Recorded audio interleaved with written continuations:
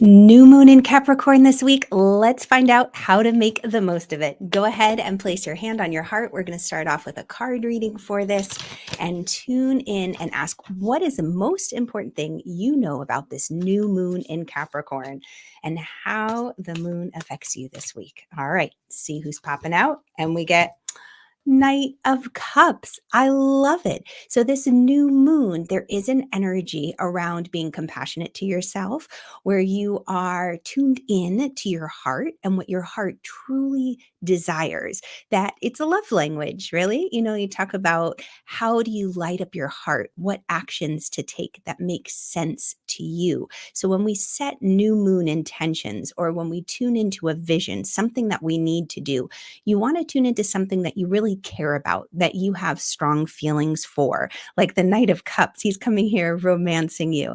And this could be, yeah, an outside romance. But what I really feel it is you falling in love with the idea, with the plan. It's not something that someone else tells you, you know what you should do, you know what would be good for you. How about this? Have you tried that? It's great to have mentors and coaches and guides and experts, but when it comes down to it, you have to make sure that your heart is really in it. So, perfect card as we look at the moon this week and the zodiac signs it's moving through, because what the moon does is it gives you instant feedback on your intuition, on how emotions can affect you, what to do when the stress hits the fan. You might hear the expression, do your moon. And it's wonderful because what it really shows you is an opportunity that you don't have to just let life happen to you. You don't have to let emotions run you rampant, but you have the chance to engage with life. And when you know where the moon is, it's much easier to, what I always say is, stop beating yourself up and realize, you know what, my energy is a little lower today because the moon's in this sign and this is how I react to it. If we haven't met yet, by the way, my name's Irina Miller. I'm an energy alchemist, astrologer, and spiritual life guide. And it is my joy helping empathic, curious seekers like yourself step into the life they were born to live. And how? Well, tuning into the moon and developing your intuition. Let's get into that. Okay, so I always go to my handy dandy moon journal, and the next batch is getting ready to be produced. So if you are interested, then definitely check out the link around the video. But one of the things is that in the beginning of each month, and it's dateless, so you can start and stop wherever you want. And I have you, these are normally blank. I have you just draw in the little circles if you want. But what it does is it helps you start to notice the cycle of the moon. And here we are in the second week. And what you'll discover is that the moon is in this waning phase. And I like to look at the phase of the moon first because it gives us a clue as to, okay, am I supposed to be going out into the world and being bold and extroverted? Or maybe it's time to start to turn inward a little bit. And that's definitely the case this week. With that waning crescent moon, it's saying, okay, let's just take time to prepare and to rest, to be strong enough for our destiny. Have you ever heard that quote? I love it. Where it's like, this body has to be strong enough to fulfill my destiny. Well, it's the same thing with your emotions, with your mind, with your spirit. We want to make sure that we're fully on board. So, waning crescent says, okay, take some time to rest, take some time to tune in. It's very important to listen to your intuition. Then we get to the new moon. New moons are about planting ideas and setting intentions. And then from there, we end up moving into a growing moon, the waxing crescent. And that says, okay, now that you've set your intention, we want to start laying the foundation.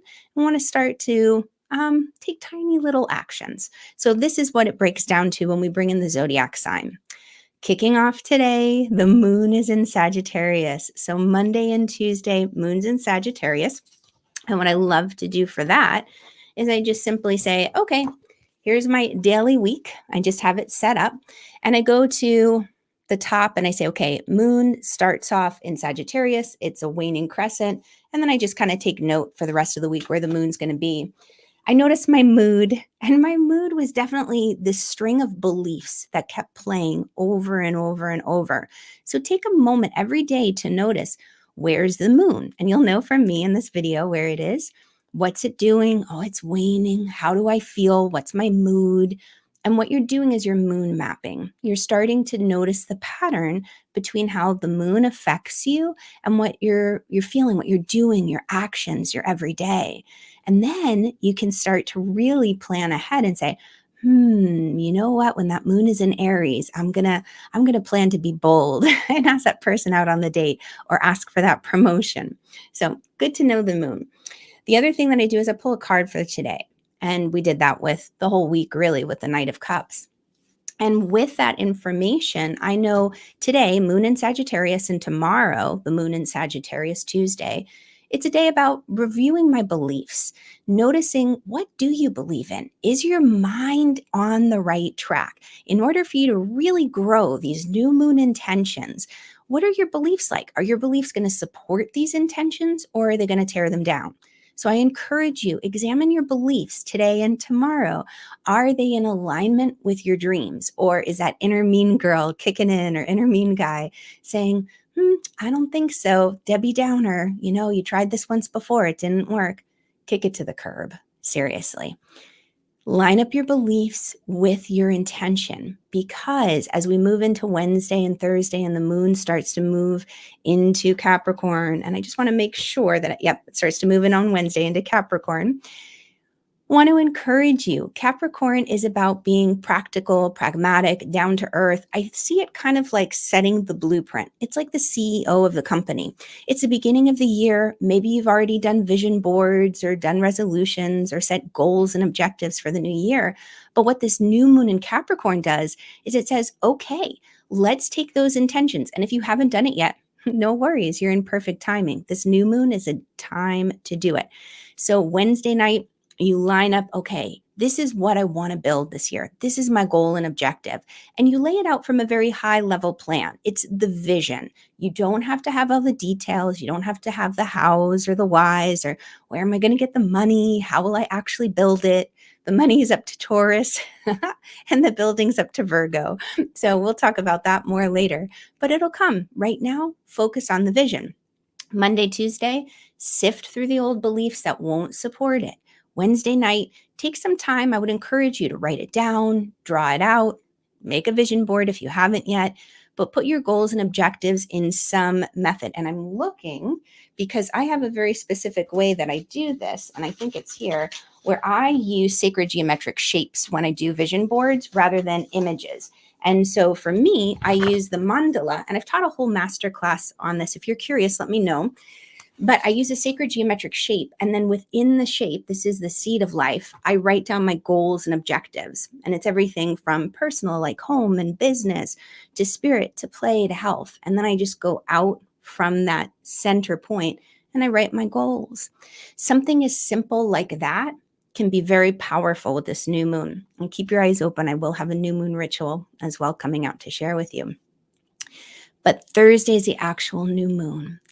And so when that new moon occurs, I invite you, take time to make sacred space for quiet, somewhere where you can just simply be. If that's meditating, fantastic. If it's going for a walk, I have one client who she goes into a meditative state when she rows.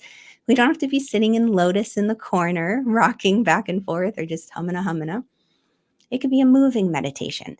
The goal is have some safe space to be quiet enough to hear your feelings. This new moon, believe it or not, even though it is Capricorn, and Capricorn, I always say, is the Tom Hanks character from A League of Their Own, where he says, there's no crying in baseball. There's no crying with Capricorns. They're professional, they're in the business world. They're thinking corporate. I need to be on top of my game. I'm not going to be revealing my feelings. But this new moon says, make safe space to check in with your feelings. And you have that wonderful, pragmatic, practical, down-to-earth Capricorn energy. But it's important, is your heart in it? Because if it's not, that's going to be a place where you could sabotage the entire plan. Once we move from that new moon energy out and the moon is growing, that waxing crescent, tongue twister, then we move into Aquarius, and Aquarian moons. This is where you're going to get those innovative, quirky ideas, thinking outside the box. run with them, take note of them. So when I say run with them, be open to them, take note, jot them down, give yourself that space to download the information. Sunday, the moon moves into Pisces, very, very spiritual and intuitive. And even the beginning of this week, I don't usually talk about other aspects than the moon, what the moon's doing on a very high level, because it's a lot to take in. And my goal is to help you really tune into your intuition using the moon. But the beginning of the week, Mercury squares, holy cannoli, Mercury squares Neptune. How to think about that? I've got so much going on in my head. And I also have Venus right on my Neptune. So let me just say, Neptune's about daydreaming and envisioning and using your imagination and maybe kind of getting lost in a daydream. Oh my goodness. I have this song popping into my head. It's an old one. And I think it's by like 11 Sugar Spoonfuls or something. It's like from the 70s or early 80s. And my mom used to sing it to my brother. It's like, I've been lost in a daydream, dreaming about my bundle of joy. I don't like to sing. My mom was a singer. But you know that one? I feel like that's, oh, I'm going red. Oh, I feel like that's the kind of energy today that carries the beginning of the week. We might be lost a little bit in a daydream so that you don't fly off into the daydream and you don't fantasize and think impractically. Ground yourself, whatever grounding practices you use. And I have some if you want, then drop them in the comments below that you're like, I want a grounding exercise. I can share one with you. But when you ground, then you can channel. It basically becomes inspiration rather than just being caught in a daydream, dreaming about your bundle of joy. Oh my goodness. Isn't it funny when songs pop into your head like that? See, that's part of clairaudience. When you have that clear hearing, part of the way your angels and guides come in, and they're always going to come in a very humorous way. It is such joy meeting with you like this to talk about the moon and everything that's going on in the week ahead. If you're enjoying this, definitely drop a moon emoji below. Let me know, and I'll continue to share these videos with you. And if it's been helpful to you, please do share this with a friend so they know how to do their moon. And when we're tuned into our moon, the thing is that we're really tuned into our spirit. And when we tune into our spirit, that's when we really connect with our calling, our purpose, the life we were born to live, because we can tune into our feelings, not just the tradition that Capricorn provides, which is wonderful. It's stable, it's structure, but we want to bring everything into balanced, right relationship. And the angels just reminded me because I hit my tuning bowl. I got this beautiful tuning bowl for Christmas and I wanted to close with it. You'll have to let me know how it sounds on the mic. But this is the sound of love, 528 hertz. And one of the teachers I study with says, when the moon crosses over Venus, as it will today, it's a day where it's important to feel the love, to share with everyone that you know that you love them. And I love all of you so much. Thank you for being here and being a part of this. It's wonderful to have you. So we're going to just close on the sound of love.